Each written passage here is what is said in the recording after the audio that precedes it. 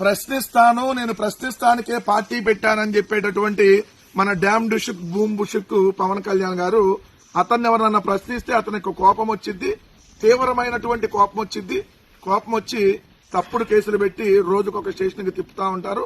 దానిలో భాగంగానే ఏదైతే ప్రముఖ యూట్యూబర్ గా ఉన్నటువంటి ప్రశ్న ఛానల్ కి సంబంధించినటువంటి రావణ్ ని అరెస్ట్ చేయడం జరిగింది. అరెస్టు ఒక్కసారి జరగలేదు, రోజు అరెస్ట్ జరుగుతూనే ఉంది, రోజు బెయిల్ వస్తూనే ఉంది. ఇప్పటికీ 5 రోజులు, ఈరోజు 5వ రోజు. నిన్నటికి 4 కేసుల్లో ఏదైతే 4 పోలీస్ స్టేషన్లకు తిప్పారో 4 పోలీస్ స్టేషన్లకు తిప్పి 4 చోట్ల కేసులకి ఆయన తీసుకుని వెళ్లి అయితే 4 చోట్ల మేజిస్ట్రేట్ గారు బెయిల్ ఇచ్చారు. మొట్టమొదట పిఠాపురం పవన్ కళ్యాణ్ పోటీ చేసినటువంటి నియోజకవర్గం. దాని తర్వాత ఏదైతే పంతం నానాజీ అని చెప్పి నా కొడక అనేటటువంటి భాషను వాడేటటువంటి ఒక గలీజీ ఎమ్మెల్యే నియోజకవర్గం ఏదైతే కాకినాడ రూరల్, అక్కడ ఇంకొక స్టేషన్. మచిలీపట్నం ఎంపీగా ఉన్నటువంటి బాలశౌరికి సంబంధించి మచిలీపట్నం 3వ స్టేషన్. 4 సాక్షాత్తు హోంమంత్రి అనిత గారి నియోజకవర్గం పాయకరావుపేట. ఈ 4 అయిపోయినాయి. ఇప్పుడు ఏలూరు పోలీసులు అరెస్ట్ చేసినట్టుగా తెలుస్తుంది 5వ కేసుకు సంబంధించి.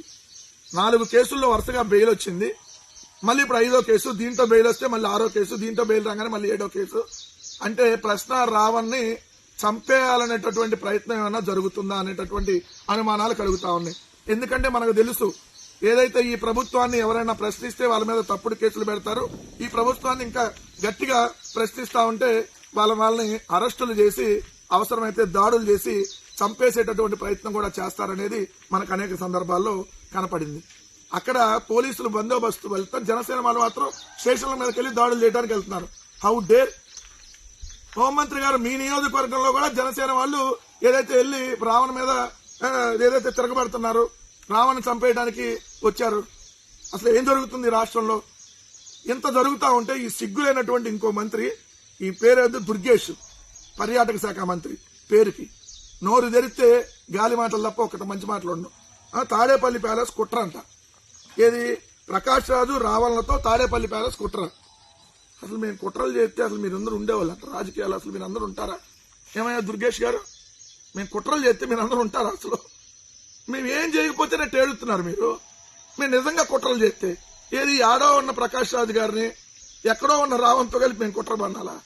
40% ఓట్లు ఉన్నాయి, 1,30,00,000 మంది మాకు పబ్లిక్ ఓట్లు వేస్తున్నారు. మీరు ఎంత ఈవీఎంలు మేనేజ్ చేసినా కూడా ఆ ఓటింగ్ కంటే తగ్గించలేకపోయారు. సింగిల్ లార్జెస్ట్ పార్టీగా ఉన్నాం. 1,00,00,000 మందితో మెడికల్ కాలేజ్ సంతకాల సేకరణ చేశాం.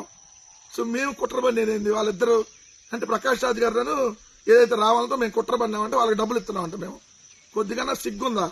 మీ పవన్ కళ్యాణ్ ప్యాకేజీలు తీసుకుని అమ్ముడు పోతాడని చెప్పి అందరూ అట్టానే ప్రకాష్ రాజ్ కూడా అమ్ముడు పోతాడా?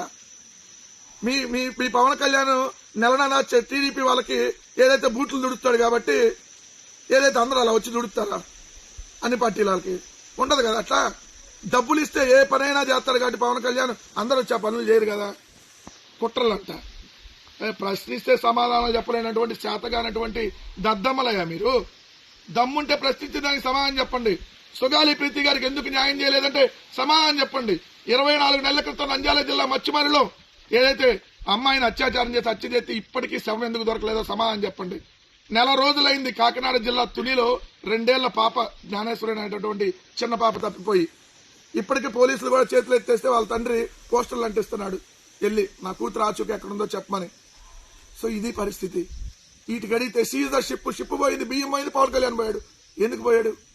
ఎందుకు సీజ్ ద షిప్ సీజ్ కాల అడిగితే ఇదిగోండి కుట్రలు. ఇదండి ప్రజలు కూడా గమనించండి. ఈ ప్రభుత్వం ఎంత దాష్టికానికి పాల్పడతా ఉందో. ప్రశ్నించిన వాళ్ళని చంపేయటానికి వెనకాట్టలేదనేది మరోసారి ఈ తప్పుడు కేసులతో అర్థమవుతుంది. రావణ్కి ఖచ్చితంగా ప్రాణహాని ఉంది అనేది క్లియర్ గా మరోసారి స్పష్టమవుతుంది. ఒకవేళ రిమాండ్కి గాని వెళ్తే ఆ జైల్లోనే చంపేటటువంటి కుట్ర జరుగుతుందనేటటువంటి అనుమానాలు రోజు రోజుకి ఈ తప్పుడు కేసులు చూస్తా ఉంటే, కేసుల మీద కేసులు చూస్తా ఉంటే క్లియర్ గా రావణ్ని గాని రిమాండ్కి వేస్తే జైల్లో అతన్ని చంపేటటువంటి అవకాశం ఉందనేది స్పష్టంగా ప్రజలకు కూడా అర్థమవుతా ఉంది.